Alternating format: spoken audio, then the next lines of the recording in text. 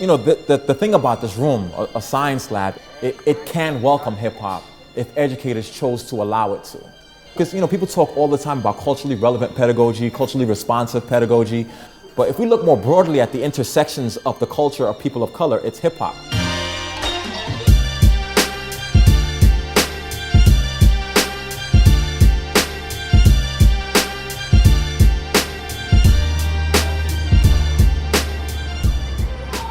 So, I mean, yeah, here we are at Marie Curie High School in the Bronx. To me, the fact that you have a graph piece as the entryway into the school, it just speaks to the fact that, you know, we're welcoming who you are.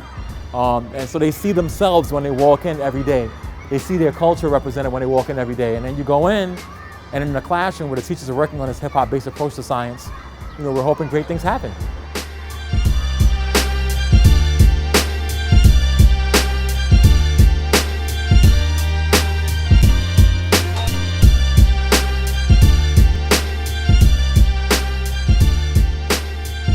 The bottom line is, if you don't bring in youth culture into the classroom, you exist in a space where you're only putting in an established culture.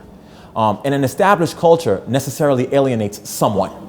And the thing about science in particular is that historically it's been known as a discipline that is very Eurocentric and is completely divorced from the ways of knowing and being of a diverse amount of folks. Any group that doesn't see themselves as part of the history of science becomes removed from it. And if we don't embrace the culture of the youth in front of us, then we're saying we don't want you to be successful academically. I mean, we might as well just say that. And so culturally responsive pedagogy in the new millennium embraces hip hop culture. And usually in education, people rest at hip hop as rap. And in my work, I really explore all the components of hip hop. So hip hop as dress, hip hop as movement, hip hop as graffiti, hip hop as art, and hip hop as pedagogy. The hip hop culture, and as you can see, I am not from the hip hop culture. I had to embrace it in order to move the agenda for kids. If we want here to be a home for kids, we have to know how to grab them. And one way is to accept them as they are. How do we address this with our students? I mean, the first thing I oftentimes do in the classroom is I begin the classroom by taking pictures that are inherently hip hop and deconstructing them scientifically. Pound, that's real gangster. So I'll take a picture of 50, with his chain hanging and say, let's talk about the links in this chain and what this chain is made of. Is it really platinum? Are there alloys? And they're like, what? Like, this isn't science. And I'm like, dude, it definitely is science, right? We didn't love science, we just loved the way he came about trying to teach you science. Like, he came about it in a good way, not like just bashing you in the head with a bunch of information. He tried to teach you in a fun way so that you would actually understand. The second thing is the use of the cipher. The cipher are these modes of communication in hip hop where rappers stand together in a circle and exchange ideas. And when I teach science, I create ciphers in the classroom. So have youth sit in a circle like they were in a cipher. If we create an opportunity where there's some hybridity, where there's a merging of culture, then new things are birthed. Learning from what he did with us,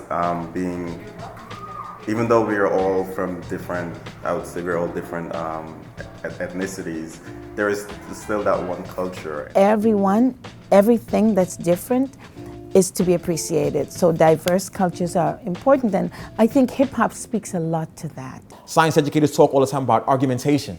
So argumentation in hip hop lends itself to the art of the rap battle. So get your facts straight. We rap renegades from BK. On the sideline, boy, you know it's hitting time. Brooklyn renegades ain't a game, it's a way of life. But not rap battles about, who's the best rapper, but rap battles about who's the best scientist.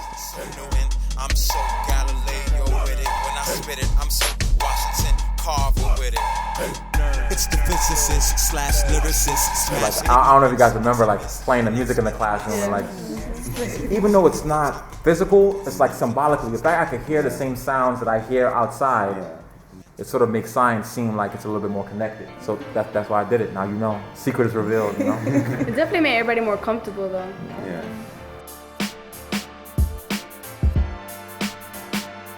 It's really a focus on getting urban youth who have traditionally not been able to be successful in these disciplines to finally feel like I can wear a lab coat, and I can rhyme, and I can dance, and I can do graffiti, and all of that is all mixed together into who I am. That I don't have to extract who I am from being academically successful. I think that's the beauty of the work.